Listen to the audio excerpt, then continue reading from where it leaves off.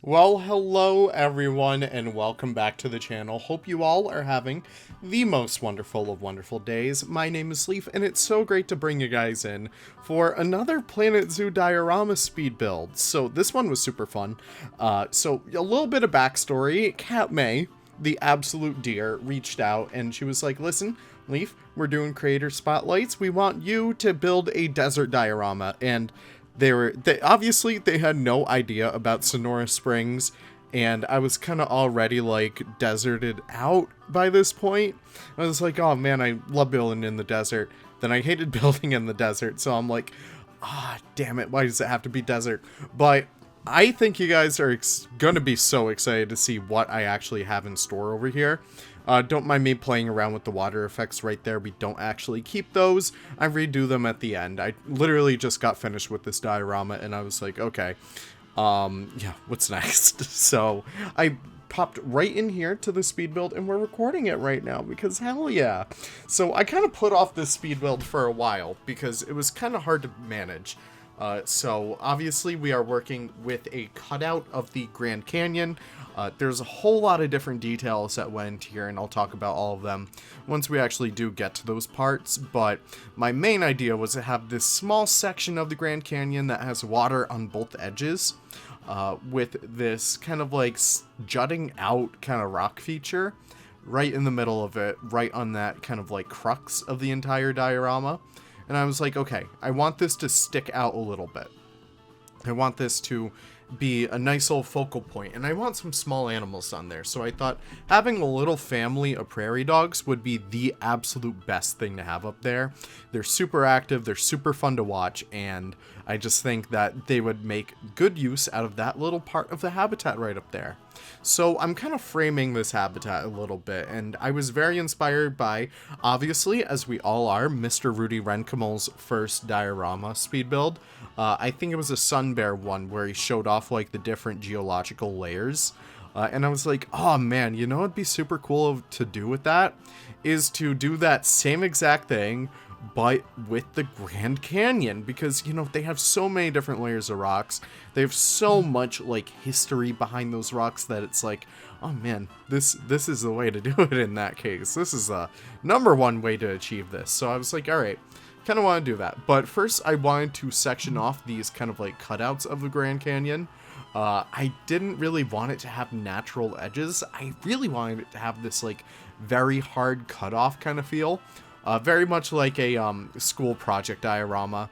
That's what Nick was kind of describing it as, once he actually saw like the colors and everything kind of come into play. But I really do like it, and you can see throughout this entire build, I'm going to be fiddling with the colors around here, because it really didn't get complete until the very end, and I was like, okay, I'm finally happy with these now. So you can see I really didn't line this up perfectly at first. In fact, it takes a while of me kind of like going through and really lining up all these pieces to be perfect. All of these kind of layers, I guess, are scaled out semi-proportionally to a couple diagrams, cross-sections I really got of the Grand Canyon. So it's somewhat accurate. I wanted to keep the colors also somewhat accurate. There's one section that's supposed to be a little bit more gray, a little bit more white, but I kind of switched it out for like an orange towards the end because it really wasn't like, I don't know, it wasn't eye candy enough. And I apologize to any Grand Canyon fans out there. I apologize. I'm sure it's very good eye candy in person. So you can see I am using the mud plaster walls, the mud walls, essentially, yeah. To line out these areas. And I had a little bit of problems with the tiny one right there, but we kind of made way with it. So I'm using all these to line up against like these beautiful, beautiful walls. So I don't know, that's just really the process. That's the thought process behind this all. So you can see I kind of have this big one down here, and I realized it wasn't really perfectly aligned. In fact, the entire like side of the entire thing really wasn't stable enough, if that makes sense. Like I had to flatten out the surfaces and stuff like that, if that makes sense at all. But I do end up fixing that in just a little bit. You'll see me after I get down all of these pieces. I'm like, okay, I'm gonna make this look pretty now. But you can see I'm keeping these all in separate groups, and you'll see what we do with that right after. Essentially, it allows for us to really easily recolor all of this, just in case if, say for example, I change out the colors of the rock facades and stuff like that. That's a whole reason why I wanted to do that. So I was very smart. I thought ahead. And that's something I can really recommend to any prospect Planet Zoo or even veteran Planet Zoo builders out there. Always think ahead. It literally pays off to have a plan when you're going into something. And this one especially, I was like, okay, I know I won't like these colors right off the bat. I need to play with them a little bit. So that's what we do. Okay, so moving on to the bottom layer down here, I really wanted to have some like sediment in there. So I'm just using the simple rock pieces, the faux rock pieces specifically, as a way to kind of give it a little bit more character down there, as a way to kind of brighten it up a little bit too, just give it a little bit of piece of eye candy on the exterior as well. And what I also do is get to work on the actual terraforming. Now that I have our shell all set, just trying to make that small little walking area for our cougars down there. Cougars are down below, armadillos are up top, and the prairie dogs are on their own little island, in case if you need like a little bit of a map of the place. But you can see I'm using the South America temple pieces. It's a lot of temple pieces. I think there's well over a few thousand in here. They're just a really wonderful piece specifically for this build that I was like, okay, this is probably going to yield the best result. I easily could have used the stalactites and stalagmites too, but unfortunately that's a lot of placing down, rotating 180 degrees, and then moving on. Unfortunately, we don't have an anti-align to surface tool that like automatically flips an item for us. That would actually be really awesome to have, Frontier, if you're listening. But still, regardless, it's kind of like, you know, we can make by with it. Moving on to the next layer, there's going to be a whole lot of this, so if you guys just want to skip ahead, I don't blame you, but if you want to stay here for the absolutely witty commentary through me placing orange and red and yellow rocks, listen, you came to the right place. Oh my gosh, you probably knew that when you clicked on this friggin' video. So as we kind of make our way throughout here and really place down these rocks, what I wanted in mind was what I'm gonna do after I place down all these rocks. So you can see that I place down the rocks and then I go in with a whole bunch of faux rocks. And that way I'm able to kind of color match them a little bit more, as well as fill in some of those dead areas in between the rocks that, you know, maybe I wouldn't want it to be so craggy. Maybe I would want them to be, you know, just a little bit more smooth on the outside, and that's what the purpose of the faux rocks are right over there. What I also do a little bit over there as well is just kind of align a few of those larger faux rock pieces to the surface as a way to help it feel, you know, a little bit retained in these layers. Because obviously, if you guys have seen the Grand Canyon, the rock layers are very distinct from one another, and that's something that I really do just find so much beauty in. It's just so many different colors over so many geological areas that it just looks so cool when it's all together. But you can see I'm keeping those areas very distinct and very separate. You can see I had a little bit of troubles with this area right over here, but I keep on doing little sections. I thought I could make it by copy pasting like larger chunks of areas, but it really wasn't working. Since I'm aligning all of these to the surface a little bit, it really wouldn't have paid off that well. It really would have ruined the entire look of how like natural these rocks are curving and stuff. So I really wasn't happy with that. So that's why I'm doing them mostly manually. I do a little bit of like copy pasting in here in this little cave area because we don't really use it too much. But I kind of make by with it. I make do. So I also add a few more rocks in the exterior as well. Split up the groups. Each one of these rock pieces, like rock types, both the types and the colors are separate groups. So the purple faux rocks are their own group, and the kind of temple pieces, purple, are their own group as well. So that's just so I could easily recolor them just in case if I'm not really vibing with a certain color or something like that. I don't know, I just thought that was a super fun way to build, and it really was, because, I don't know, it's just so easy to recolor them, especially that purple layer. I do change that out for a little bit more of an orangey layer by the end of the video, you'll see that. But yeah, that's really it. Also, curving this around this little bump out area, you can see the cougars there right now, but I do throw down one of our Hoover hogs, otherwise known as the 9-banded armadillo, right over there, so they has his own little kind of like recluse area, so he could kind of chill out over there. One of my original ideas was to actually put butterflies in this kind of speed build. I really thought that having a really big flock of monarch butterflies would have been a super awesome thing to have, but it really didn't work out in the end because I wanted to do this without free build, because obviously if Frontier's asking me to do something, I'm gonna try and be as safe as possible with them. But yeah, I really didn't want to go through all the hassle of trying to find out how to hide all that extra crap in the butterfly exhibit in a natural way, so I was like, okay, you know what, they didn't make the cut. It's fine.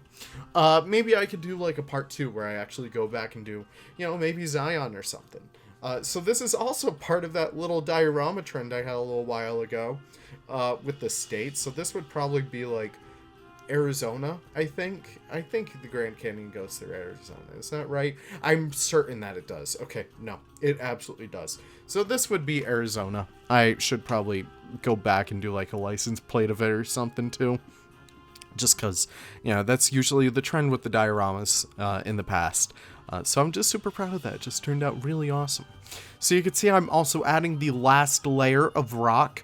Well, FlexiColor rock, that is, because on top of that, I actually add the real desert rock, because obviously we need to have some of that in here as a way to kind of match the terrain color and stuff like that. Just helps it in the end, and I think it really turned out super awesome once we actually do get there. Again, I think I actually changed out this yellow color for something else. It really wasn't jiving well with me. It just felt a little bit too bright. Felt a little bit too stale that, you know, I was like, okay, I do like all the multicolors in here, but I just wanted it to be a little bit more, you know, uniform, if that makes sense. Normally, I really wouldn't want it to be uniform. I mean, look at all these pieces. They're all random rotations and stuff like that. But I think for the purposes of the actual design and, like, you know, the kind of color palette, I think we kind of ended up with a very good color palette in the end. So you can see that's our little black-tailed prairie dog exhibit right up there. Not really exhibit, but you know what I mean. I really do like the angles that you get from over there, especially once we do get into the building of the actual, like, features around the habitat too. Hope you guys are excited for that too, because I took in some very cool inspiration from all around the Grand Canyon National Park. Just a really beautiful facility to begin with. I think my parents actually brought me when I was just a wee babe, but I really haven't been in so long. I've been so lucky to be able to go around, like, you know, Nevada national parks and, like, kind of driving through Death Valley and stuff. But no, I have not been back to the Grand Canyon. I really would like to go eventually, though, because it's just such a beautiful, beautiful, beautiful, gorgeous area. I don't know. Let me know in the comments if you've been or if you've kind of lived around there. Still pretty cool just to see that people are able to live around there, just around such really intense natural beauty. I just find that so, so impressive.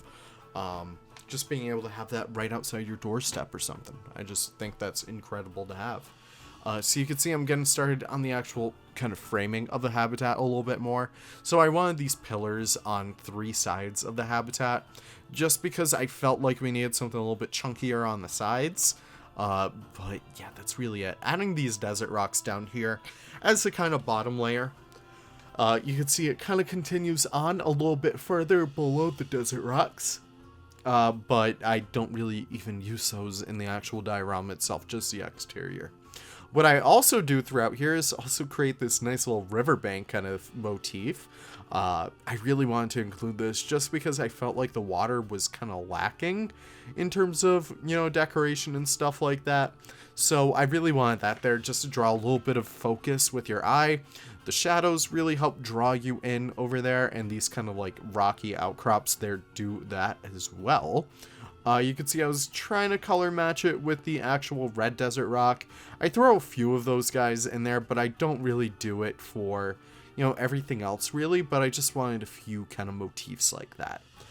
So what I also do throughout here is get started on the actual foliage for this zoo. I know it's very crazy that we're 14 minutes into a speed build, which is at 800 times speed, by the way. I do apologize if you like a little bit of a slower speed build. Kind of contrarian, if you think about it. But no, I apologize if the motion sickness is a little bit too bad this time around. I just couldn't talk for over 30 minutes. That's kind of my breaking point right there. But you can see I'm incorporating a whole bunch of different elements down here, especially that bluegrass, I think that is. Nope, yeah, the blue stem. Incorporating a lot of that.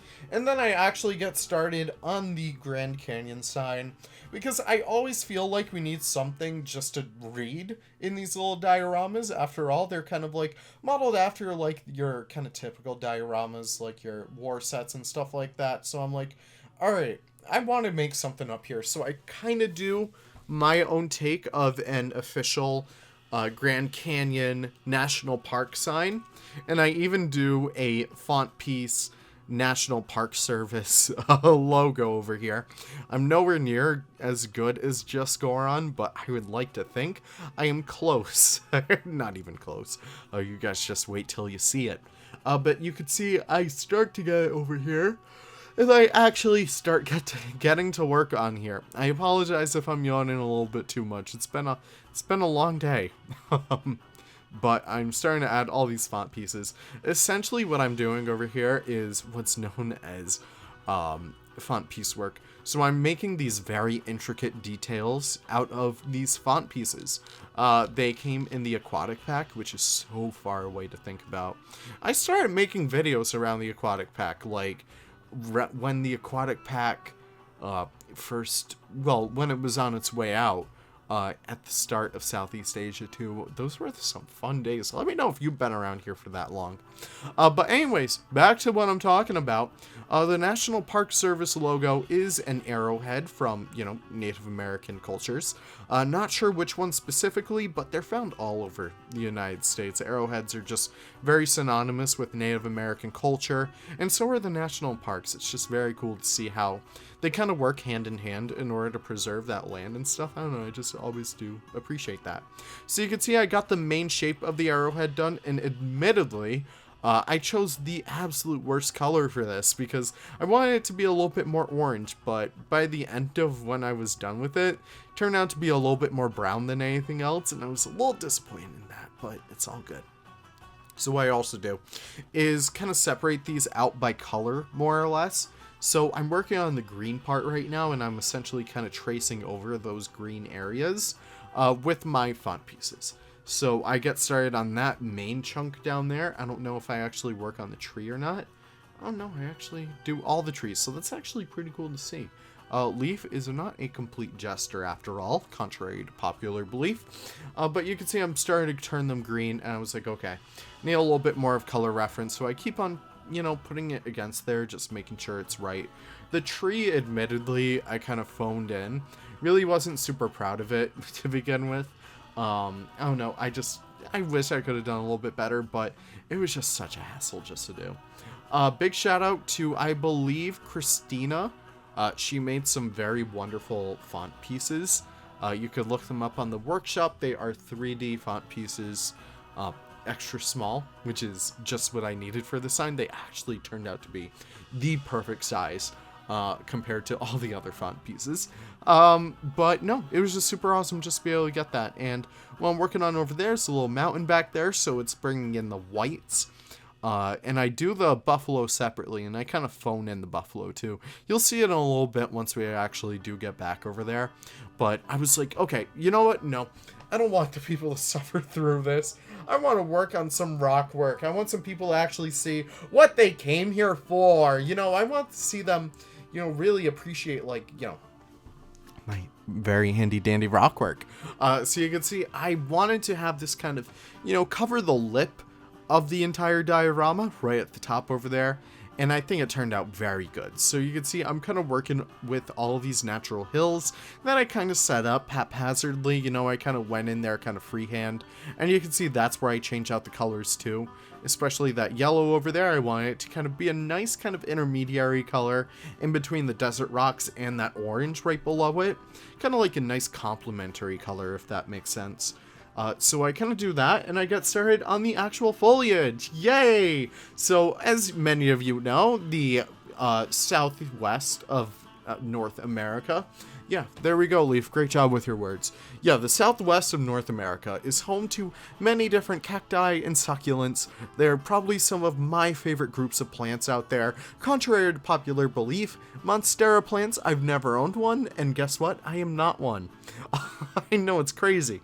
But no, I really do love succulents. They've been like a thing in my family for so long too. Like, my grandmother loves to grow them, which is just really, really awesome to see.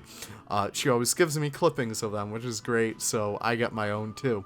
But yeah, just decorating the rest of the habitat with that, and then I actually get started on this building over here.